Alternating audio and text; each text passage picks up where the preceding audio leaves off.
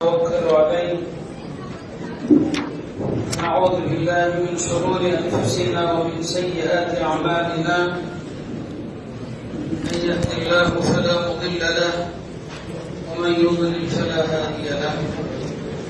اشهد ان لا اله الا الله وحده لا شريك له، واشهد ان سيدنا ونبينا ومولانا محمدا عبده ورسوله. اما بعد، فأعوذ بالله من الشيطان الرجيم. بسم الله الرحمن الرحيم. الطلاق مرتان، فإمساك بمعروف أو تسريح بإحسان، ولا يحل لكم أن تأخذوا مما آتيتموهن شيئا إلا أن يخافا ألا يقيما حدود الله، فإن خفتم ألا يقيما حدود الله فلا جناح عليهما فيما افتدت به، تلك حدود الله فلا تعتدوها، ومن يتعد حدود الله فأولئك هم الظالمون. وقال النبي صلى الله عليه وسلم: أيما امرأة سألت زوجها الطلاق من غير ما بأس فحرام عليها رائحة الجنة، أو كما قال صلى الله عليه وسلم. கணியத்திற்குரிய உலமா பெருமக்களே, ஹுலா ஃபஸ்க் என்கிற இரண்டு தலைப்புகள் எனக்கு தரப்பட்டிருக்கிறது. அல்லாஹுடைய பேரொருளால் மிஷ்காத் ஷரீஃபுடைய கிதாபுன் நிக்காஹுடைய பகுதி பல ஆண்டுகளாக நடத்தக்கூடிய ஒரு வாய்ப்பினை அல்லாஹ் தந்திருக்கிறான். அதிலே தலாக்குடைய பாடம் வருகிற போது மாணவர்களுக்கு எளிமைப்படுத்துவதற்காக தலாக்கை வகைப்படுத்துவதுண்டு. எந்த ஒரு விஷயத்தை வகைப்படுத்துவதன் மூலம் எளிமையாகிவிடும். எனக்கு பின்னால் ஹதரத் அவர்கள் பேசவிருக்கிறார்கள்.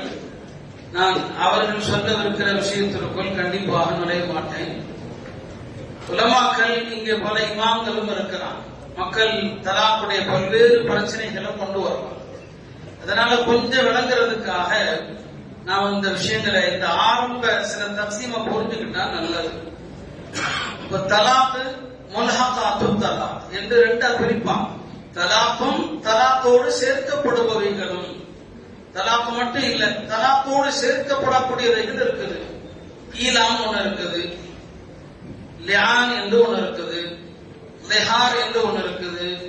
இதெல்லாம் சொல்லுவாங்க தலாக் முஷப்பஹாத்து தலாக், தலாக்குக்கு ஒப்பானவைகள் என்று இருக்கிறது. எல்லாத்தையுமே சரி. இப்ப ஈலாங்கிறதுனா இன்றைக்கு இருக்குதா நம்ம நினைக்கலாம். குர்ஆன் அதை பத்தி என்ன சொல்கிறது? லில்லதீன யுலூன மின் நிசாஇஹிம் தரப்புஸு அர்பஅத்தி அஷ்ஹுர். மனைவி இடத்துல உறவு கொள்ள மாட்டேன் அப்படின்னு சத்தியம் செய்யறதுக்கு பேர் தான் ஈலா. எத்தனை ஒரு கோபத்துல அப்படி சத்தியம் செய்யற ஆளுங்க இருக்கிறான். ஈலா நடக்குது, ஆனா நமக்கு தெரியறது இல்லை. சமூகத்துல ஈலா நம்ம கிதாப்ல தான் இருக்குது. ஈலானா எங்க இருக்குது? அரபி வார்த்தையை நம்ம நினைச்சுக்கிறோம். எத்தனை பேர் சண்டையில கோபத்துல மனைவி இடத்துல உறவு கொள்ள மாட்டேன் சத்தியம் செய்றாங்க. அப்படி சத்தியம் செஞ்சா என்ன? 4 மாசம் முடிஞ்சுன்னா தலாக்கு பாயினா. 4 மாசம் அப்படியே உறவு கொள்ளாமே இருந்தான், 4 மாசம் அப்படியே இருந்துட்டா இருவருக்கு மத்தியில தலாக்கு பாயினாயிடும். தலாக்கு பாயினாயிட்டா அந்த 2 பேரும் அதற்கு பிறகு சேர்ந்து வாழவே முடியாது. இப்படி தலாக்கும் தலாக்குடைய முல்ஹகாத்துகளும் என்று நிறைய பேர் இருக்கிறது. கொஞ்சம் நாம அந்த விஷயங்களை தெரிந்து வைத்துக் கொள்வது நல்லது. தலாக்கு சொல்லப்படுகிற தலாக்குக்கு பயன்படுத்தப்படுகிற அந்த சீகாவை வைத்து அதை 2 வகையா பிரிப்பான். அதுல அதையெல்லாம் உங்களுக்கு வார்த்தையா கொடுத்திருக்கிறாங்க. நான் மேலோட்டமாக தான் சொல்லி காட்டிட்டு போறேன். நேரா உறவுகள் வர முடியாது என்பதற்காக ஒன்று சரியஹ், இன்னொன்று கினாயா. தலாக்குக்கு பயன்படுத்துகிற வார்த்தைகள் நேரடியான வார்த்தைகளுக்கு சரியஹ்னு சொல்லுவாங்க. தலாக்கில் மறைமுகமாக பயன்படுத்தப்படுகிற வார்த்தைகளுக்கு கினாயாத்துன்னு சொல்லுவாங்க. ரெண்டுக்கும் என்ன வித்தியாசம்? நேரடியான தலாக்குரிய வார்த்தைகளில் நியத்து தேவையில்லை. அவன் எந்த எண்ணத்துல சொன்னாலும் தலாக்காகத்தான் கருதப்படும்.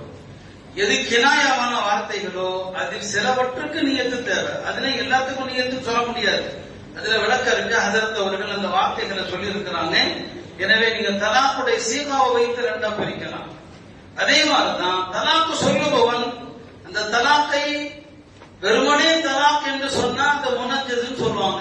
அந்தி தாலிகுன்னு சொன்னா, நீ தலாக்குன்னு சொன்னா ஒரு வேறொரு விஷயத்தோட சம்பந்தப்படுத்தாம சொன்னா அந்த தலாக்க முனஜ்ஜஸுமாங்க. இன்னொன்றோடு சம்பந்தப்படுத்தினா நீ இந்த காரியத்தை செய்தால் நீ தலாக் ஆகி விடுவாய், அதை முஅல்லக்னு சொல்லுவாங்க. அது என்னங்க முஅல்லக். இன்னொரு வகை இருக்குது முதாஃப். முதாஃப்னா என்ன? ரமதான் வந்தால் நீ தலாக்னு சொன்னான். இப்படி தலாக்ல முனஜ்ஜஸ் இருக்குது, முஅல்லக் இருக்குது, முதாஃப் இருக்குது. சில பேர் அப்படி எல்லாம் கூட, ஏன்னா நம்மிடம் அது போன்ற கேள்விகள் வருவதை வச்சு பார்க்கிறோம். நம்முடைய உலமாக்கள் இப்படி சும்மா பிரிக்கல, இப்படியும் தலாக் சொல்பவர்கள் இருக்கிறத பார்க்கிறோம். அதே மாதிரிதான் தலாக் என்பது எண்ணிக்கையை வைத்து சொல்லப்படுகிற காலத்தை வைத்து தலாக் ரெண்டு வகை. தலாக்கு சுன்னா, தலாக்குல் பிதா. தலாக்கு சுன்னானா தலாக்குல என்னங்க சுன்னத்து? தொழுகையில சுன்னத்து இருக்குது, தலாக்குல சுன்னத்தான் கேட்கக்கூடாது. மார்க்கம் சொல்ற முறைப்படி தலாக் சொன்னா அதுக்கு பேரு தலாக்கு சுன்னா. மார்க்க விரும்பாத முறையில தலாக் சொன்னா அதுக்கு பேரு தலாக்க பிதா. இதான் எண்ணிக்கையிலும் இருக்குது. ஒரே நேரத்துல 3 தலாக் சொல்றது, காலத்திலும் இருக்குது, மாதவிடாய் காலத்துல தலாக் சொல்றது, அது பிதா. ஆனா அதே நேரத்துல ஒரு 5 பெண்கள் இருக்கிறாங்க, அந்த பெண்களை பொறுத்த வரைக்கும் எந்த காலத்திலையும் அவங்கள தலாக் சொல்லலாம். அவங்கள மாதவிடாய் காலத்திலும் சொல்லலாம், அவங்க சுத்தமா இருக்கும்போது எந்த காலத்திலையும் அவங்கள தலாக் சொல்லலாம். அந்த பெண்கள் விஷயத்துல தலாக்க பிதஅத் வராது. ஒன்று ஹுலா வாங்கி செல்கிற பெண்கள். அடுத்து நாம சொல்ல போறது அந்த முஃப்தரியா. அவங்கள மாதவிடாய் காலத்துல கூட என்ன செய்யலாம்? ஹுலா கேட்கிற பெண்களுக்கு தலாக் சொல்லலாம். இரண்டாவது திருமணமாகி தாம்பத்தியமே நடக்கல, கைர் ஹுல்மிஹா, இவர்களை எப்போது வேண்டுமானாலும் தலாக் சொல்லலாம். மூன்றாவது ஹைது நிற்கிற வயதை தாண்டி விட்டு, ஹைது நின்றுச்சு அந்த பெண்களுக்கு, ஆயிஷான்னு சொல்லுவாங்க, இவங்க விஷயத்துல தலாக் பிதஅத் என்பது வராது, எப்போதும் தலாக் சொல்லலாம். நாலாவது ஹைதே வராத சிறுமி மனைவி, இஸ்லாத்துல பாலிய விவாகம் இருக்குது, அந்த சிறுமிய தலாக் சொன்னா அவங்களுக்கு காலம் என்பது இல்ல, தலாக் பிதஅத் வராது. ஐந்தாவது கர்ப்பமா இருக்கிற காலத்துல ஒரு பெண்ணை தலாக் சொன்னால் தலாக் பிதஅத் என்பது வராது. இதை நாம புரிந்து கொள்ளணும். தலாக்குடைய 4வது வகை என்னன்னா, தலாக்கு சொல்பவன் எந்த நிலையில் சொல்லுகிறான், தலாக் எந்த நிலையில சொல்றான், அதை வைத்து உலமாக்கள் முஃப்தார்னா எந்த நிர்பந்தமும் இல்லை, எந்த அழுத்தமும் இல்லை, யதார்த்தமாக அவனுடைய இஃப்தியாரோடு சுய விருப்பத்தோடு தலாக் சொல்கிறான், இதை முஃப்தாருமாக. இந்த தலாக்கு கருத்து வேறுபாடு இல்லாம நிகழும்.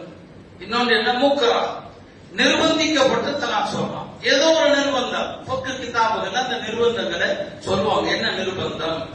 இந்த தலாக்கு செல்லுமா செல்லாதா, அறிஞர்களுடைய கருத்து வேறுபாடு இருக்கிறது. முக்ரஹுடைய தலாக் நிகழுமா நிகழாதா என்பதுல. மூன்றாவது நிலை என்ன? கோபத்தில் தலாக் சொல்றான், கோபத்துல சொல்ற தலாக் நிகழுமா? அந்த கோபத்தை உலமாக்கள் 3 வகையாக பிரிப்பாங்க. ஒவ்வொரு வகைக்கு ஒரு சட்டத்தை சொல்லுவாங்க. அந்த வகைகளை தெரிந்தால் நாம் அதற்குரிய தீர்வுகளை சொல்லலாம். அடுத்து என்ன? மதுபான். 4வது போதையில சொன்னான், போதையில சொல்றதால அர்த்தம் நிகழுமா? இத தெரியணும். போதையில ஒருத்தன் சொல்றான் குடிச்சிட்டு, இப்ப அதை பத்தி சட்ட அறிஞர்கள் என்ன சொல்றாங்க இந்த தலாக்குடைய விஷயத்துல? 5வது முஃப்தி, தலாக்கு தப்பா சொல்லிட்டான். தப்பா சொல்றதுன்னா என்ன? ஒரு பெண்ணுடைய பெயர் தலாக்குங்கிற வார்த்தைக்கு நெருங்கி வருகிற ஒரு பெயர். உதாரணமா அவன் பேரு தாரிக்கு வச்சுக்குவோம். உதாரணத்துக்கு தாரிக்கு நாமளும் பேர் கேட்காதீங்க. இவன் யார் தாரிக்கும் கூப்பிடுற நேரத்துல யார் தாரிக்கும் கூப்பிட்டான், தாரிக்குன்னு அவன் பேரு, இவன் யார் தாரிக்குன்ட்டான், தப்பா வாயில வந்துருச்சுங்கிறான். இதான் முஃப்தி. இப்ப இந்த மாதிரியான தலாக்குகள் விஷயத்துல உலமாக்கள் அதை பிரிக்கிறாங்க. இதை நாம தெரிந்து கொள்ளணும். தலாக்குடைய 5வது தக்சீம் என்ன? உலமாக்கள் தெரிவதற்காக சொல்றேன். தலாக்கல ரஜ்இ என்று ஒன்று இருக்குது, பாயின் என்று ஒன்று இருக்குது. எந்த தலாக் இத்தாவுடைய காலத்துல மீட்ட முடியுமோ அதெல்லாம் ரஜ்இ, மீட்ட முடியாதவைகள் எல்லாம் பாயின். ஹனஃபி மذஹப்ல பாயின் வகை தலாக்குகள் ரொம்ப அதிகம், ரொம்ப ரொம்ப அதிகம். ஷாஃபி மذஹப்ல பெரும்பாலான தலாக்கு ரஜ்இ தலாக்கு தான். அவங்கள்ட்ட பாயின் வகை தலாக்குங்கிறது ரொம்ப கம்மி தான். பாயின்ங்கிறது 3 தலாக் சொன்னா பாயின் ஆகி போயிடும். ஹுலா முறையில தலாக் சொன்னா தலாக்க பாயினாக ஆகும். ஒரு பெண்ணோடு தாம்பத்தியமே நடக்கல, அதுக்கு முன்னால தலாக் சொல்லிட்டா தலாக்க பாயின் ஆகும். இந்த 3 மட்டும்தான் ஷாஃபி மذஹப்ல தலாக்க பாயின். இதை தவிர மற்ற எல்லாமே அவங்கள்ட்ட தலாக்க ரஜ்இ தான். ஆனா ஹனஃபி மذஹப்ல சாதாரணமா சொன்ன ஒரு தலாக்கையும் கூட கொஞ்சம் அழுத்தமாக சொல்லிவிட்டார். அந்தி தாலிகன் அல் பத்தான்டா. அந்தி தாலிகனா நீ தலாக்னு சாதாரணமா சொல்லல, அல் பத்தானா திட்டவட்டமாகட்டான். ஏதாவது ஒரு அழுத்தத்தை சேர்த்துட்டான்னு சொன்னா கினாயா போயிடும். அண்ணாவுகள்கிட்ட கினாயா என்னன்னா அதிகம். இப்படி தலாக்குடைய பல்வேறு வகைகள் இருக்கிறது. மக்கள் தலாக்குடைய சட்டங்களை கேட்டு வருகிற நேரத்தில் அவர் எந்த இடத்துல எந்த வார்த்தையை சொன்னாரு என்பதை எல்லாம் தெரிந்து அதற்கான விளக்கத்தை நாம கொடுக்க வேண்டி இருக்குது.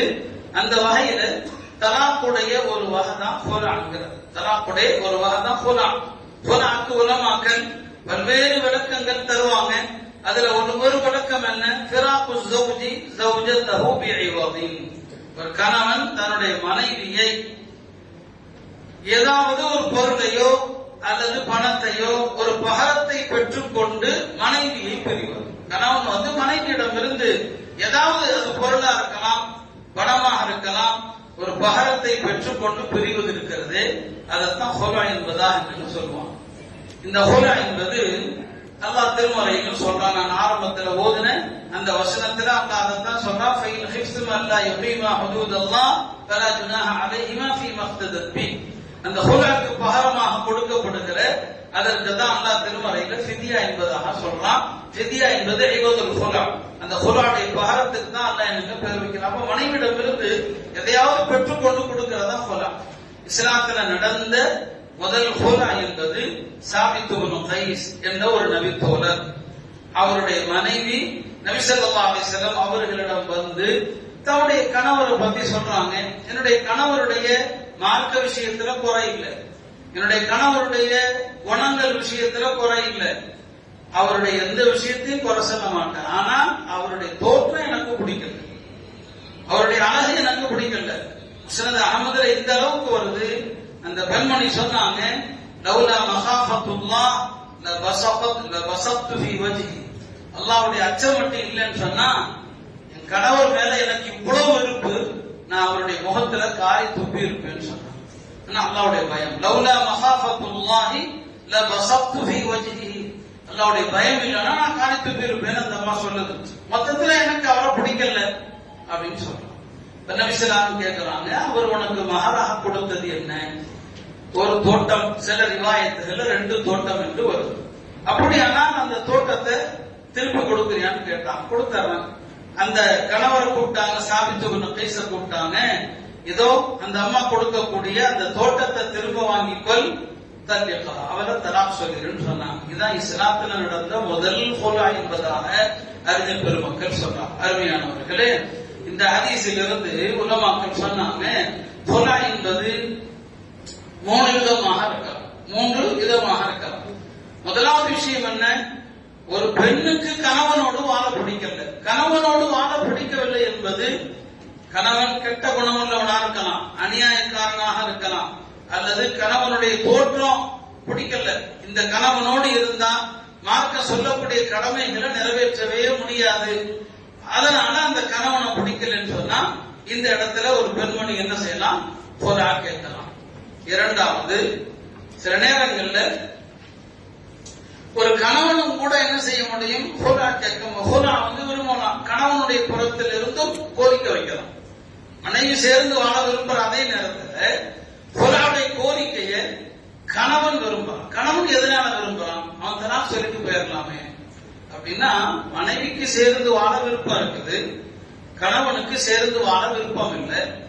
ஆனா அதே நேரத்தில் அவன் நிறைய மகர் கொடுத்திருக்கான். சாதாரண மகர் இல்லை. அரபுகள்கிட்ட எல்லாம் மகருங்கிறது சாதாரண கிடையாது, கோடிக்கணக்கில் மகர் கொடுப்பாங்க. அவன் சாதாரணமான மகர் கொடுத்திருந்தா பிடிக்காத அந்த மனைவிய உன்னை தலாக் சொல்லிட்டேன்னு சொல்லி பிரிஞ்சு போயிடலாம். நிறைய மகர் கொடுத்திருக்கிறான். அதனால சும்மா தலாக் சொல்லவும் மனம் இல்லை, அதே நேரத்தில் அவளோடு சேர்ந்து வாழ்வதற்கும் பிரியம் இல்லை.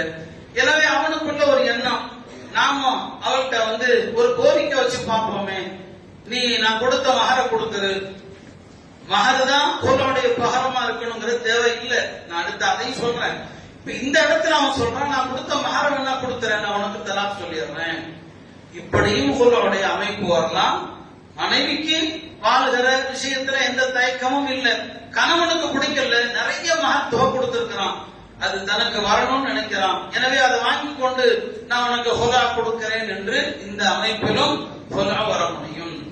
மூணாவது, கணவன் மனைவி இருவருக்குமே சேர்ந்து வாழ பிரியம் இல்லை, ரெண்டு பேருக்குமே பிரியம் இல்லை. சரி, மனைவியா என்ன செய்யறான்னு சொன்னா, இப்படியே நமக்கு இடையில இழுத்து கொண்டே இருக்குது, அதனால நான் உங்களுக்கு ஒரு பணத்தை கொடுக்கிறேன் அல்லது நான் நீங்க கொடுத்த மகர் கொடுக்கிறேன், நான் இந்த திருமண ஒப்பந்தத்திலிருந்து விலகிக் கொள்ளலாம் அப்படின்னு ரெண்டு பேருமே முடிவு பண்ணி ஹுலா செய்யணும். இந்த மூணு அமைப்பிலும் கூட ஹுலா என்னங்க வர முடியும். ஹுலால பயன்படுத்தப்படுகிற சொற்கள், ஹுலால பயன்படுத்தப்படுகிற சொற்கள், இந்த இடத்துல ஒன்றை புரிந்து கொள்ளணும். ஹுலாங்கிறத இன்னைக்கு நிறைய பேர் என்ன புரிந்து கொள்றாங்க, அடுத்து ஹுலானா என்ன, ஃபஸ்கனா என்ன, இந்த ஃபஸ்குக்கும் தலாக்குக்குமான வேறுபாடுகள், அதை அடுத்து இன்ஷா அல்லாஹ் நான் சொல்லுவேன். நிறைய பேர் என்ன நினைக்கிறாங்கன்னா, ஹுலாங்கிறது ஒரு பெண்மணி தன்னிச்சையாக முடிவு செய்து கொள்ளலாம், அப்படி கிடையாது. அப்படி என்னங்க இல்ல. ஹுலால கணவன் தலாக்கு சொல்ல வேண்டும், கணவன் தலாக்கு சொல்லணும். ஹுலான்னா மக்களுடைய வழக்கில மனைவி நான் ஹுலா கொடுத்துட்டேன், ஒரு ஆம்பளை நான் தலாக்கு சொல்லிட்டேன்னு சொல்ற மாதிரி ஒரு பெண்மணி நான் ஹுலா கொடுத்துட்டேன், நான் ஹுலா லெட்டர் போட்டுட்டேன் அப்படின்னு சர்வசாதாரணமாக சொல்லக்கூடிய நிலையை பார்க்கணும். ஏன்னா அப்படி சில விஷயங்கள் என்னிடமே வந்திருக்குது என்ற அனுபவத்துல நான் சொல்றேன். ஒரு கணவர் தலாக் சொல்லவே இல்லை, அவரை கூப்பிட்டு கேட்டா நான் தலாக் சொல்லலைங்கிறார். அந்த அம்மா நான் ஹுலா லெட்டர் போட்டுட்டேன்னு சொல்லுது. அப்ப ஹுலா லெட்டர்னா என்ன விளங்கி இருக்கிறாங்க, ஆண் தலாக் சொல்வது மாதிரி ஒரு பெண் நான் ஹுலா கொடுத்து விட்டேன்னு சொன்னா ஹுலா நிகழ்ந்து விடும். அப்படியே கிடையாது. கணவன் கண்டிப்பாக தலாக்கு சொல்லணும். தலாக்குக்கும் ஹுலாக்குமான வித்தியாசம், எந்த பகரமும் இல்லாமல் சொல்வது தலாக்கு. மனைவியிடமிருந்து ஒரு பகரத்தை பெற்றுக்கொண்டு செல்வது ஹுலா, அவ்வளவுதானே தவிர. ஆனா தலாக்கு கண்டிப்பாக கணவன் தான் சொல்லி ஆகணும். கணவன் தலாக்கு சொல்லாம வெறுமனே நான் ஹுலா கொடுத்துட்டேன், ஹுலா வாங்கிட்டேன், இது போன்ற வார்த்தைகளால ஹுலா என்பது அறவே நிகழ.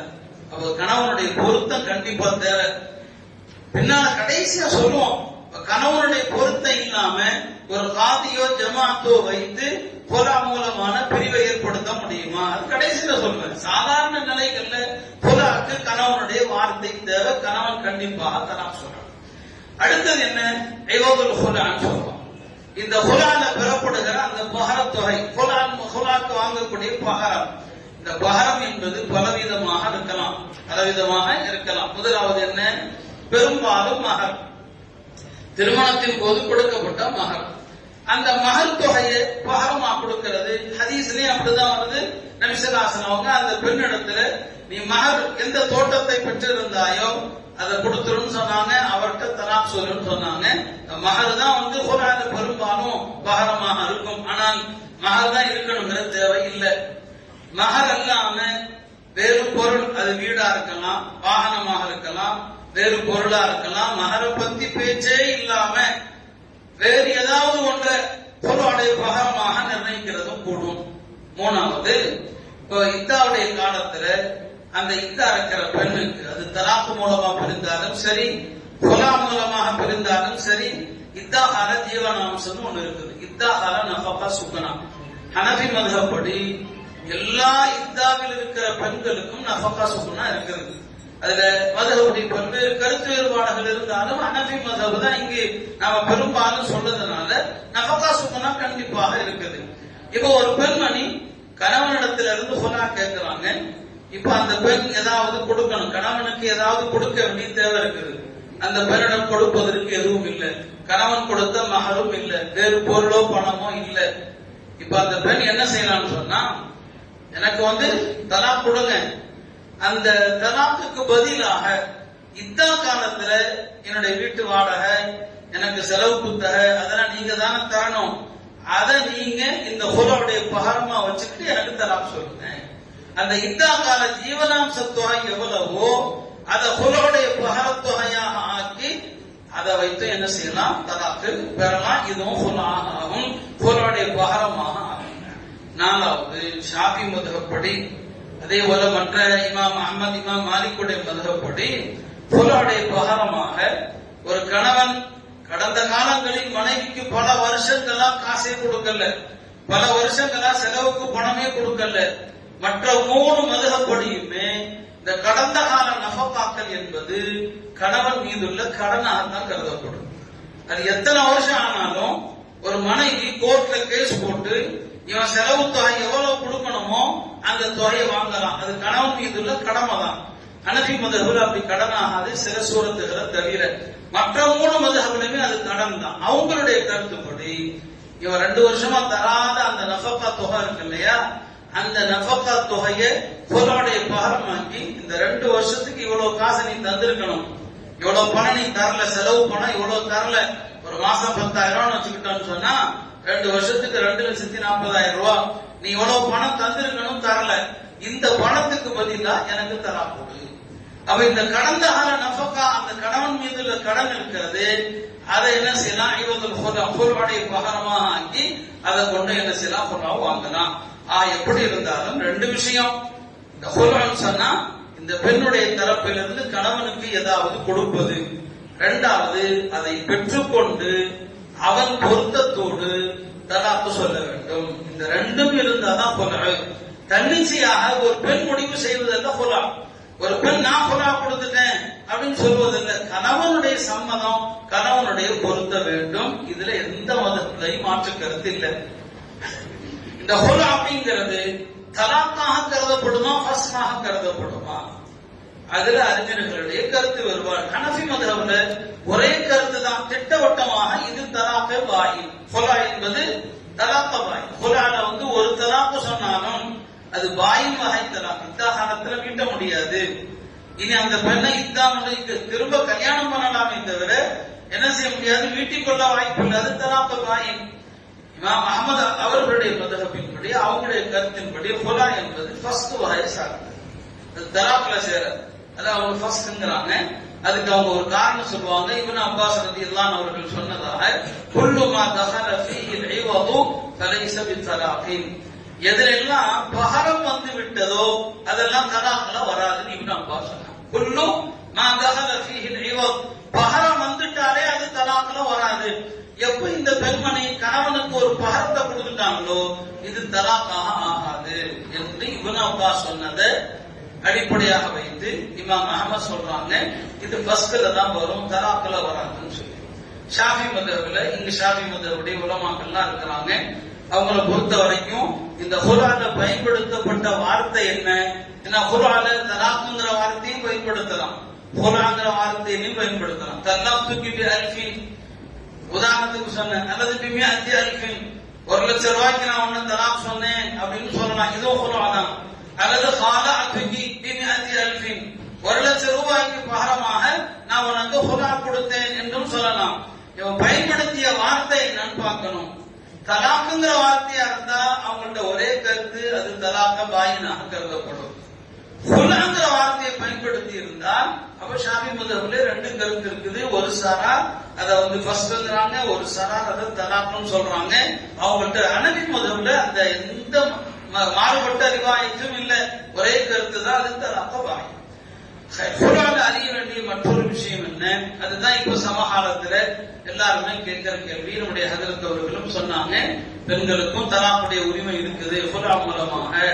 எல்லாரும் அதுல என்ன கேட்கிறாங்க, பெண்களுக்கு உரிமை இருக்குதுன்னு சொல்றீங்க, ஆனா கணவன் விரும்பினால் தானே கொடுக்க முடியும்னு சொல்றீங்க, ஆனா தர முடியாது கொடுக்க முடியாதுன்னு சொல்லிட்டு அப்ப எங்க பெண்களுக்கு உரிமை இருக்குது அப்படிங்கிற ஒரு கேள்வி வருது. பெண்களுக்கு மார்க்கம் தலாக்குடைய உரிமையை கொடுக்குது, அது ஹுலா அல்ல, அது இன்னொன்னு இருக்கு, தஸ்பீது தலாக்னு ஒன்னு இருக்குது. அது என்னுடைய தலைப்புல வராத ஒரு விஷயம். அதன் மூலம் பெண்களும் தலாக்குடைய உரிமையை பெறலாம். அது நிக்காஹுக்கு முன்னரோ நிக்காஹ் நடக்கும் போதோ ஒரு பெண் தலாக்குடைய உரிமையை தனக்கு பெறுவதற்கென்றே சில வழிகள் இருக்குது. அந்த வழிகளை இந்த காலத்து பெண்கள் தெரிந்தாலும் ரொம்ப சிக்கலா போயிடும், ரொம்ப வம்பா போயிடும். அதுல உன்னதையெல்லாம் சொன்னோம்னா பல குடும்பங்கள் நடுத்தருக்கு வந்துடும். இந்த தஃபீது தலாக்குடைய பாடத்தை நம்ம தான் படிச்சுக்கணும். நம்ம என்ன செய்யலாம், படிக்கலாம், ஆனா சொல்லக்கூடாது. எங்க சொல்லலாம், பெண் உரிமை எல்லாம் பேசுறாங்க இல்லையா, அந்த பெண்களுக்கு முன்னால கூட்டு வச்சு சொல்லலாம். பாரு இந்த மார்க்கத்துல பெண்களுக்கு எப்படி இருக்குது பாருன்னு அங்க சொல்லலாமே தவிர நம்ம பெண்களுக்கு முன்னால சொல்ல முடியாது. ஏன்னா எல்லா பெண்களும் அப்புறம் திருமணத்தின் போது உஷாராயிடுவாங்க. சில நிபந்தனைகளை வச்சு இப்படி எப்படிலாம் நீ நடக்கல நான் தலாக் சொல்லிடுவேன் அப்படின்னு என்ன செய்யலாம், ஒரு பெண் எழுதி வாங்கலாம். ஒரு பெண் எழுதி வாங்கி அது மாதிரி அந்த நிபந்தனையை கணவன் மீறினான்னு சொன்னா தலாக் சொல்லிடலாம். இந்த மாதிரி உரிமை இருக்குது நம்முடைய மார்க்கத்துல, இத்தகைய உரிமைகள் இருக்குது. ஹுலா மூலமா என்ன, ஹுலா பெண்களுக்கு விடுதலை பெறுவதற்கான வழி அப்படின்னு சொல்றீங்க. ஆனா அவ சம்மதத்தோட தானே. ஒருவேளை அவன் அநியாயக்காரனா இருக்கிறான், மனைவியை அடிக்கிறான், குடிகாரனாக இருக்கிறான், மனைவியை துன்புறுத்துறான், எல்லா கொடுமைகளும் செய்யறான், தானா தலாக்கும் கொடுக்கறது இல்ல. பெண் தரப்பினர் ஹுலா வாங்க நினைச்சா ஹுலாவும் கொடுக்கறது இல்ல. இப்ப என்னங்க செய்யறது? இப்ப எங்க ஹுலா மூலமா பெண்களுக்கு உரிமை இருக்குது? இந்த அநியாயக்காரன் இருந்து பிரியறதுக்கான வழிதான் என்ன? இங்கதான் ஒரு மசலா ஹுலாங்கிறது பெரும்பாலும் அந்த கணவன் மனைவி தங்களிடையே ஒரு பகரத்தை பெற்று கணவன் தலாக் சொல்வதுதான். ஒரு சிக்கலான நேரத்தில் ஒரு அநியாயக்காரனிடம் இருந்து ஒரு பெண்ணை விடுவிப்பதற்கு காதி மூலமாக அல்லது அந்தந்த பகுதியில் உள்ள ஷரியத்து பஞ்சாயத்துகள் மூலமாக இந்த அநியாயக்காரன் இருந்து அந்த பெண்ணை பிரிக்க முடியுமா அப்படின்னா ஹனஃபி மதுஹப்ல இடம் இல்லை. அப்படி சொல்றாங்கிறது கணவன் விரும்பிதான் சொல்லி ஆகணும். மாலிகி மதுஹப்ல கொஞ்சம் இந்த விஷயங்கள்ல கொஞ்சம் தாராள சட்டங்கள் நிறையவே இருக்குது. இந்த தலாக்குடைய விஷயத்துல, ஃபஸ்குடைய விஷயத்துல இமாம் மாலிக்குடைய மதுஹப் கொஞ்சம் விசாலமானது. இமாம் மாலிக்குடைய அந்த மதுஹபின் படிதான் பல முஃப்திகளும் அல்லாமா அஷ்ரஃப் அலி தானவி ரஹ்மத்துல்லாஹி அலைஹி அந்த ஹீலத்துன் நாஜிஸா என்ற ஒரு கிதாப் எழுதியிருக்கிறாங்க. அந்த ஹீலத்துன் நாஜிஸா முழுக்க என்ன, ஒரு அநியாயக்கார கணவன் அல்லது காணாமல் போன கணவன் அல்லது எங்கேயோ இருக்கிறான், நஃபகா கொடுக்காம பல வருஷங்கள் செலவுக்கு கொடுக்காம இருக்கிறான், இந்த மாதிரியான ஒரு கணவனிடமிருந்து ஒரு பெண் காதி மூலமா ஒரு ஜமாத்து மூலமாக தஃப்ரீல் செய்வது, ஃபஸ்ட் செய்வது, அதற்கான வழி இதுல மாலிகி மதுஹபை எப்ப எடுக்கலாம், எப்ப நாம அதை பின்பற்றலாம், இந்த சமகால பிரச்சனைகளுக்கு அது தேவைப்படுது. அதுக்காக தான் அந்த கிதாப் என்ன செஞ்சிருக்கிறான், எழுதியிருக்கிறான். இப்ப இமாம் மாலிக் என்ன சொல்றாங்கன்னா, சொல்றாங்கிறது ஹக்கமைன வச்சு முடிவு பண்ணலாம். ஹக்கமைனா என்ன அர்த்தம்? ரெண்டு பேர் தரப்பிலிருந்தும் நடுவர்களை வைத்து அந்த நடுவர்களும் தஃப்ரீக் செய்யலாம் என்று இமாம் மாலிக் சொல்றாங்க. அவங்க ஆதாரம் சொல்றாங்க. அதுல உஸ்மான் ரலியல்லாஹு அவர்களுடைய காலத்துல அகீல் இப்னு அபீ தாலிப் அவர்களுக்கும் ஃபாத்திமா பின்த் உத்பாங்கிற கணவன் மனைவி ரெண்டு பேருக்கும் மத்தியில ஒரு பிரச்சனை வருது. ஃபாத்திமா பின்த் உத்பா ஹுலா கேட்கிறாங்க. ரெண்டு பேருக்கும் சச்சரவா இருக்குது. ஹஜ்ரத் உஸ்மான் இடத்துல இந்த வழக்கு வருது. உஸ்மான் ரலியல்லாஹு அவர்கள் ரெண்டு பேரை ஹக்கமாக்குறாங்க. ஹஜ்ரத் இப்னு அப்பாஸ் அவர்களையும் ஹஜ்ரத் முஆவியா அவர்களையும் வழக்க ஹக்கமாக ஆக்குறாங்க. ஹஜ்ரத் இப்னு அப்பாஸ் சொன்னாங்க, நான் இந்த ரெண்டு பேரையும் பிரித்து வைக்க முடிவு செய்கிறேன் அப்படின்னு சொன்னாங்க. ஒரு நீண்ட சம்பவம். அதுக்கப்புறம் என்ன நடக்குதுங்கிறது வேறு விஷயம். நான் பிரித்து வைக்க நினைக்கிறேன் அப்படின்னு இப்னு அப்பாஸ் சொன்னதை வைத்து இமாம் மாலிக் ரஹ்மத்துல்லாஹி அலைஹி சொல்றாங்க, ஒருவேளை ஒரு அநியாயக்கார கணவன் எந்த வகையிலும் ஹுலாக்கு ஒத்து வரல, பகரத்தை வாங்கி விடுவிக்கவும் இல்லை, அந்த பெண் பெரிய முசீபத்துல சிக்கி இருக்கிறாங்கன்னு சொன்னா அப்ப என்ன செய்ய முடியும்? ஹக்கமுகளை வைத்து நடுவர்களை வைத்தும் அந்த பெண்ணுக்கு ஒரு விடுதலையை தேடி தரும் விதமாக ஹுலா என்னங்க செய்ய முடியும், தஃப்ரீக் என்னங்க செய்ய முடியும். ஆனா அந்த மாதிரியான ஒரு இக்கட்டான சூழ்நிலை வருகிற போது இன்னொரு மதுஹபுடைய கருத்தை நாம எடுக்கிறோம் சொன்னா அந்த மதுஹபுல அந்த மசலா விஷயத்துல என்னென்ன சுரூத்துகள் என்னென்ன நிபந்தனைகள் சொல்லப்பட்டிருக்குதோ அது எல்லாவற்றையும் அப்படியே பேணணும். இதான் பொதுவான ஒரு காய்தா. அதுதான் ஒரு நிர்பந்தத்துல இன்னொரு கருத்தை எடுக்கிற நேரத்துல பொத்தாமதுவா எடுக்கக்கூடாது. அந்த மதுஹபுல சொல்லப்பட்ட எல்லா நிபந்தனைகளையும் பேணி அந்த கருத்தை என்ன செய்யலாம், எடுக்கலாம். இந்த ஹுலாவுடைய விஷயத்திலையும் அப்படி ஒரு கருத்தை எல்லா முஃப்திகளுமே சொல்றாங்க. ஒரு அநியாயக்காரனா இருக்கிறான், முடியவே இல்லை, எந்த வகையிலும் சம்மதிக்க மறுக்கிறான், பேச்சுவார்த்தைக்கு வராம இருக்கிறான், இப்ப காதி மூலமா நடுவர்கள் மூலமாக அந்த நிக்கா தஃப்ரீக் செய்யலாம் என்று ஒரு கருத்து இருக்கு.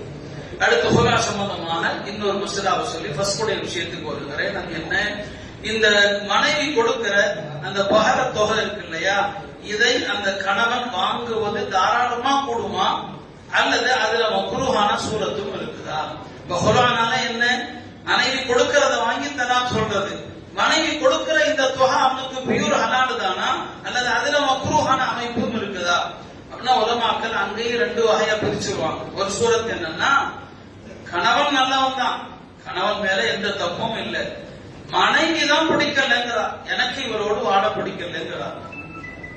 இந்த அமைப்புல இந்த சூரத்துல அந்த பெண் கொடுக்கக்கூடிய அந்த ஹுராக்கான பகரத்தை அந்த கணவன் தாராளமாக பயன்படுத்தலாம்.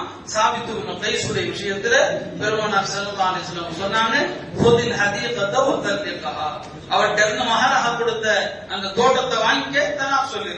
இங்க அந்த மஹர் தொகை அவருக்கு பியூர் ஹலாலா போச்சு. என்ன காரணம்? இங்க தலாக்க விரும்புறது அவருடைய மனைவி தானே தவிர அவர் மீது குறை இல்லை. ஏன்னா அந்த அம்மாவே சொல்லுது, நான் அவரை குறை சொல்ல மாட்டேன், அவர் நல்லவர், இங்க அவருக்கு கூடும். ஆனால் இதற்கு மாற்றமாக தவறு கணவன் மீதுதான் இருக்குது. அவன் தான் அநியாயக்காரன். அந்த பெண் மீது தவறே இல்லை. அவள் வேறு வழி இல்லாம இவனை விட்டு பிரிந்து போகணுமேங்கிறதுக்காக நிர்பந்தத்துல ஒரு பகரத்தை கொடுத்து தலாக்க வாங்குறார். இந்த சூரத்துல உலமாக்கள் சொன்னாங்க, இது வெளிப்படை தோற்றத்துல ஹுரான்னு சொன்னாலும் இந்த ஐவது இருக்கிறதே, பகரம் இருக்கிறது, அந்த கணவன் அதை அனுபவிப்பது மக்ரூஹ் தஹரீம். எனவே ஹுராவுடைய எல்லா சூரத்திலையும் அந்த பெண் கொடுக்கக்கூடிய அந்த காசு அவனுக்கு முழு ஹலால் என்று சொல்ல முடியாது. அதுல மக்ரூஹ் தஹரீமும் இருக்கிறது. மூணாவது, ஹுரால கணவன் அவன் கொடுத்த மஹர் தொகைக்கு மேல கூடுதலா காசு வாங்கலாமா? பெரும்பாலான அறிஞர்கள் நல்லது இல்லைங்கிறான். அந்த மஹர் தொகைக்கு மேல வாங்காம மஹர் தொகை அளவுக்கு வாங்குறது தான் நல்லது. ஏன்னா சாபித்து இப்னு கைஸுடைய விஷயத்துல இப்னு மாஜால ஒரு ஹதீஸ் வருது. நபி ஸல்லல்லாஹு அலைஹி சொன்னாங்க, அந்த தோட்டத்தை மட்டும் வாங்கிக்க, வலா தஸ்தத் அலா தாலிக, அதுக்கு மேல கூட எதுவுமே வாங்காத, கூட எதுவும் வாங்காத என்று நபி ஸல்லல்லாஹு அலைஹி வஸல்லம் தெளிவா சொன்னதுனால இந்த மஹருக்கு மேல் வேறு எதையும் வாங்காதிருப்பதுதான் கணவனுக்கு நல்லது. அதற்கு மேல் வாங்குவது மக்ரூஹ் என்பதாக உலமாக்கள் சொல்றாங்க. அடுத்தபடியாக குலமாக்குது ஃபஸ்ஹுடைய விஷயம். ஆக இந்த ஹுலுடைய மசாயில்கள்ல ஓரளவுக்கு சொல்லி இருக்கிறோம். இதுல பல அமைப்புகள், பல சூரத்துகள் இருக்கிறது. அந்த விஷயங்களை நான் சொல்லல, டைம் இல்லாததுனால. இப்போ ஃபஸ்ட்ங்கிறது என்ன, தலாக்குக்கும் ஃபஸ்டுக்கும் என்ன வித்தியாசம்? உலமாக்கள் மிக தெளிவாக சொல்லுவாங்க, தலாக் என்பது திருமணத்தை முடிவுக்கு கொண்டு வருவது. திருமணத்தை முடிவுக்கு கொண்டு வருவது. ஃபர்ஸ்ட் அப்படிங்கிறது நடந்த திருமணத்தை நடக்காததை போல ஆக்குறது. திருமணமே நடக்காததை போல ஆக்குவதுதான் ஃபர்ஸ்ட்.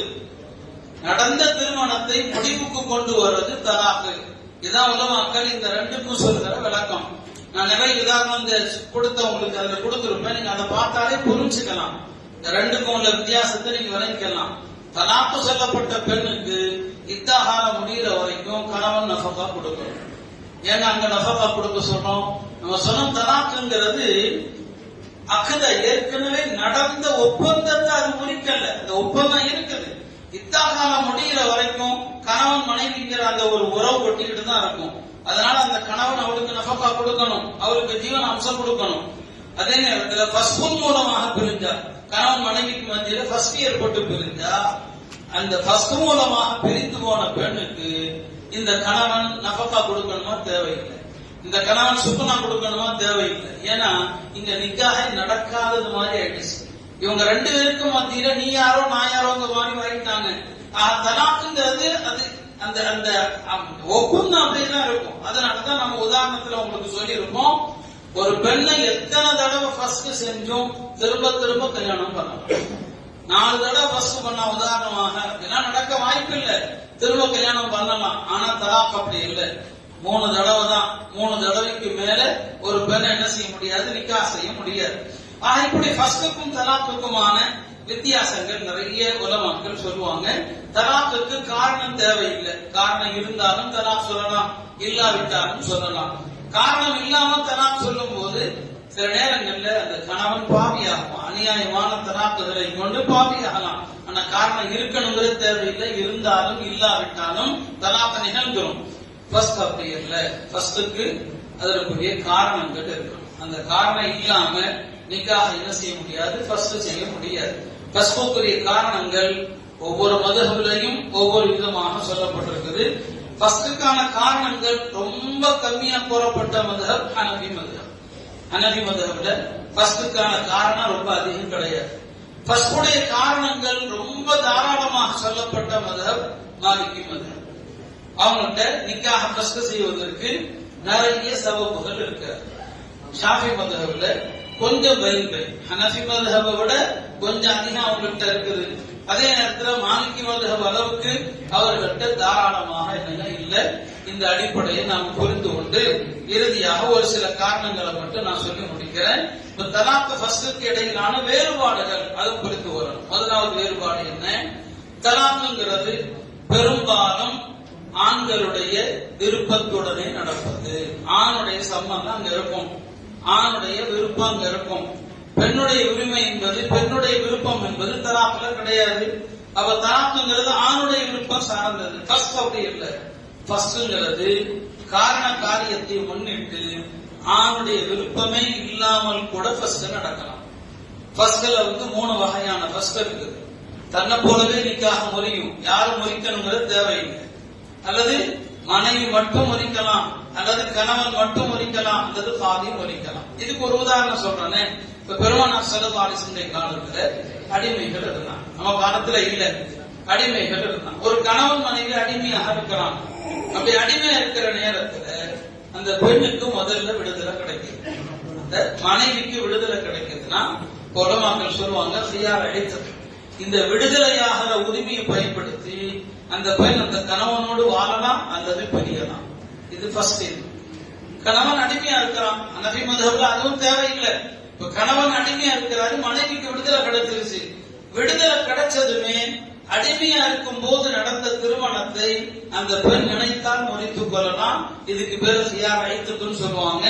இந்த விடுதலையாகிற பெண் அந்த நிக்காஹ ஃபஸ்ட் செய்யற உரிமை இருக்கு. இது அந்த பெண்ணுக்கு மார்க்கம் தருது. அப்போ ஃபர்ஸ்ட் என்பது ஆணுடைய விருப்பம் இருக்கணுங்கிறது தேவையில்லை, அது ஒரு பெண்ணுடைய விருப்பத்தின்படியும் நடக்கும். இரண்டாவது, நான் சொன்ன தலாக்குக்கு காரணம் இருக்க தேவையில்லை, ஆனா ஃபர்ஸ்ட் என்னன்னா காரணம் இருக்கணும். மூன்றாவது வித்தியாசம் என்னன்னு சொன்னா, தலாக்கல ஆணுடைய சம்மதத்தை பெண்ணுன்னு கொலால கூட ஆணுடைய சம்மதத்தோடு தான் நடக்கும்னு சொன்னோம். ஃபர்ஸ்ட் அவ்வாறு கிடையாது, ஆணுடைய சம்மதத்துக்கு வேலையே இல்லை. நாலாவது வித்தியாசம் என்ன? தலாக்குல தான் நீங்க ரஜை பாய் என்று பிரிப்பீங்க. தலாக்குல மீட்ட முடியும், மீட்ட முடியாதெல்லாம் பிரிக்கலாம். ஃபர்ஸ்ட் அப்படி இல்லை. ஃபர்ஸ்ட் நடந்து விட்டா திரும்ப அந்த பெண்ணை மீட்ட முடியாது. அப்ப தலாக்குல வந்து ரஜை தலாக்கா இருந்தா மீட்ட முடியும், அங்கதான் அந்த வகை பிரித்தல் என்பது வரும். ஆனா ஃபர்ஸ்ட்ல அப்படி வராது. ஃபர்ஸ்ட் செய்த பிறகு அந்த பெண்ணை மீட்டுதல் என்பது என்னங்க கிடையாது. ஐந்தாவது வித்தியாசம், தலாக் சொல்லப்பட்ட பெண்ணுக்கு தான் இந்த காலம் முடிகிற வரைக்கும் நஃபகா கொடுக்கணும். ஆனா ஃபர்ஸ்டுக்கு என்ன கிடையாது, நஃபகா என்னங்க இல்ல. ஆறாவது அடுத்த வித்தியாசம் என்ன? தலாக் வந்து எண்ணிக்கையை குறைக்கும். ஒரு பெண்ணை ஒரு தலாக்கு சொன்னான், ஒரு தலாக் சொல்லிட்டு அந்த பெண்ணை திரும்ப மீட்டிக்கிட்டான்.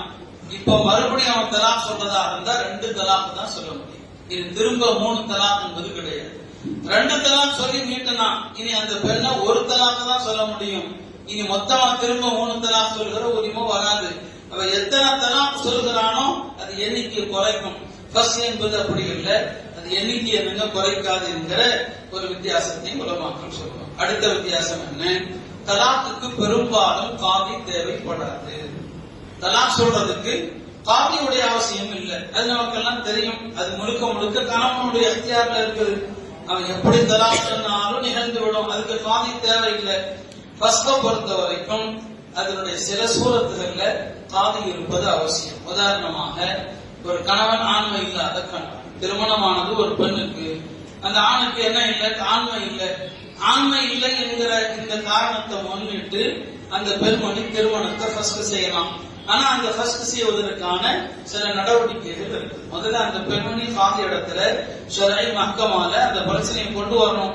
காதி அந்த நபருக்கு உண்மையிலுமே ஆண்மை இல்லையா என்பதை என்ன செய்வாரு, விசாரிப்பாரு.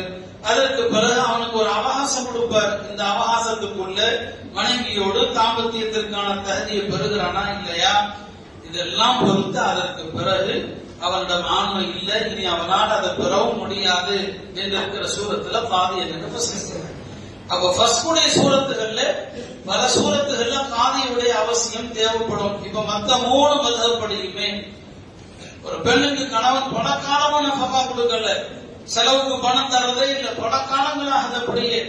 இந்த காரணத்தை முன்னிட்டும் அவள் காதி இடத்துல முறையிட்டு நிக்காக ஃபர்ஸ்ட் என்ன செய்ய முடியும். ஆனா அங்கெல்லாம் அந்த ஃபர்ஸ்டுக்கு கொஞ்சம் அவர் கால அவகாசம் எடுப்பார். கால அவகாசம் எடுத்து தலாக்குக்கு எந்த இடத்திலையும் காதி அவசியம் கிடையாது.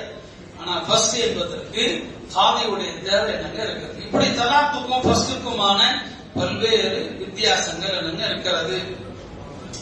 உலமாக்களிடத்துல கொஞ்சம் ஒரு வித்தியாசம் இருக்கு. எந்தெந்த பிரிவுகள் தலாக்குன்னு சொல்லப்படும். ஏன்னா இப்ப காதி பிரிச்சு வைக்கிறார் இல்லையா, காதி பிரிச்சு வைக்கிற எல்லா பிரிவுமே தலாக்கா அல்லது அதுலயும் தலாக்கு ஃபஸ்க்குன்னு வருமா? இமாம் ஷாஃபி ரஹ்மத்துல்லாஹி அலைஹி அவங்க தெளிவா சொன்னாங்க. அவங்கள்ட்ட எது ஃபர்ஸ்ட் எது தலாக்கு அப்படிங்கிறதுக்கு ஒரு அழகான விளக்கம் சொல்லிட்டாங்க. எந்தெந்த பிரிவுகள் எல்லாம் கணவன் வாயில் இருந்து வார்த்தையாக வரவில்லையோ, குல்லு ஃபுர்கத்தின் லம் யன்திகு பிஹா ஸௌஜு, எந்த பிரிவுகள் கணவன் அவன் வாயிலிருந்து என்ன செய்த சொல்லல, வலம் யுரிதஹா கணவன் அதை நாடவும் இல்லை, இப்ப கணவன் உச்சரிக்கவும் இல்லை, கணவன் நாடவும் இல்லை, இந்த அமைப்புல எந்தெந்த தஃப்ரீக் எல்லாம் நிகழ்கிறதோ அவை அனைத்துமே ஃபஹுவ ஃபஸ்குன், அதெல்லாமே ஃபஸ்குன் தான். அவ இதுல நீங்க புரிஞ்சுக்கலாம், இது எல்லாமே ஃபஸ்ட்னா இப்ப கணவனுக்கு ஆன்மை இல்லை என்று காதி பிரிச்சு வைக்கிறாரு, காதி தான் பிரிக்கிறாரு. இப்ப இங்க கணவன் ஒழிஞ்சாரா ஒழியல, கணவன் விரும்பனா விரும்பல, கணவன் ஒழியாத கணவன் நாடாத முறையில் எந்தெந்த தஃப்ரீக் எல்லாம் நிகழ்கிறதோ அதெல்லாம் ஃபஸ்ட் தான். இதான் இமாம் ஷாஃபியுடைய மதம். அது ஃபஸ்டுக்கான தெளிவான இலக்கம். அஹ்னாஃபுல் இடத்துல காதி பிரித்து வைத்தாலும் காதி பிரிச்சு வைக்கிற எல்லா பிரிப்பும் ஃபஸ்ட்ல வராது. அவங்கள்ட்ட ஒரு விளக்கம் இருக்கு. அந்த பிரிவுக்கு காரணம் அந்த மனைவியாக இருந்தால் அப்பதான் ஃபஸ்ட்னு சொல்லப்படும், கணவனா இருந்தா அப்ப அது ஃபஸ்ட் இல்ல, அது தலாக் தான் சொல்லப்படும். இப்ப அஹ்னாஃபுல் இடத்துல ஃபுர்கத் என்பது எப்ப சொல்லுவாங்க, பிஸபபில் மராதி, அந்த பெண்கள் தான் அந்த தஃப்ரீக்குக்கு காரணம், காதி தான் பிரிக்கிறார். ஆனா பிரிச்சு வைக்கிறதுக்கான காரணம் யார் தரப்புல இருக்குது, ஆண் தரப்புல இருக்குதா பெண் தரப்புல இருக்குதான்னு பார்ப்போம். ஆணுடைய புறத்துல இருந்தா அந்த தஃப்ரீக்கு தலாக்காக கருதப்படும், பெண்ணுடைய தரப்பில் இருந்தா அந்த தஃப்ரீக்கு ஃபஸ்காக கருதப்படும். இது ஹனஃபி மذஹபுடைய தஃசீல் விளக்கமாக இருக்கு. அருமையானவர்களே, நேரம் அதிகமாகிவிட்டது. இப்போ தலாக் ஃபஸ்குடைய இந்த விஷயங்கள் மிக அதிகமாக நம்ம தெரிய வேண்டிய ஒரு சூழ்நிலை. நான் ஆரம்பத்தில் சொன்னது போல ஃபஸ்குடைய காரணங்கள் ஹனஃபி மாலிகி மذஹபுல நிறைய காரணங்கள் இருக்கு. அதுல ஒன்றுதான் கணவன் எங்க போனானே தெரியல, அவனை மஃபூதுன்னு சொல்லுவாங்க. கணவன் எங்க இருக்கிறானா இல்லையா, மௌத்தாயிட்டானா இல்லையான்னு தெரியல. இந்த சூரத்துல ஹனஃபி மذஹபின்படி அந்த பெண்ணுக்கான தீர்வு என்பது ரொம்ப கஷ்டம். இமாம் மாலிக்குடைய மذஹபின்படி அந்த பெண்ணுக்கு காதி மூலமாக அந்த கணவனிடமிருந்து நிக்காஹ் என்ன செய்ய முடியும், ஃபர்ஸ்ட் செய்ய முடியும். அதே மாதிரி ஒரு கணவன் காயிபாக இருக்கிறான், மஃபூத் வேற காயிபு வேற. காயிபுன்னு சொன்னா ஆள் இருக்கிறான், உசுரோட இருக்கான். மஃபூத்னா உயிரோட இருக்கானா இல்லையானு தெரியல. காயிபுனா ஆள் இருக்கதான் செய்யறான், ஆனா தலைமறைவா இருக்கிறான். அவளுக்கு எதுவும் செய்யக்கூடாது என்பதற்காக தான் எங்க இருக்கிறோங்கிறத தெரிவிக்காம இருக்கிறார். இந்த வாய்ப்பான கணவனிடமிருந்தும் இமாம் மாலிக் ரஹ்மத்துல்லாஹுடைய கருத்துப்படி திருமணத்தை ஃபர்ஸ்ட் செய்ய முடியும். தஃப்ரீக்குடைய ஒரு சூரத்து தான் கணவனோ என்ன பைத்தியக்காரனா இருக்கிறான், மஜ்னூனா இருக்கிறான், மஜ்னூனுடைய தலாக் என்ன செல்லாது. அப்ப செல்லாதுங்கிற நேரத்தில் இங்கெல்லாம் ஒரு பெண்மணி அவன் மஜ்னூனுங்கிறத காதி இடத்துல கொண்டு போய் நிரூபித்து எந்த மாதிரி பைத்தியம், எந்த பைத்தியத்திற்கு நிக்காஹ் ஃபஸ்ட் செய்யலாம் என்றெல்லாம் அறிஞர்கள் தெளிவாக சொல்லி இருக்கிறாங்க. எல்லா பிரச்சனைகளுக்கும் நம்முடைய சட்ட அறிஞர்கள் தெளிவான விளக்கங்களை தந்திருக்கிறாங்க. எல்லாம் அல்லாஹ் இந்த சட்டங்களை முறையாக பேணக்கூடிய, அறிந்து அதன்படி நடக்கக்கூடிய தௌஃபீகை தருவானாக.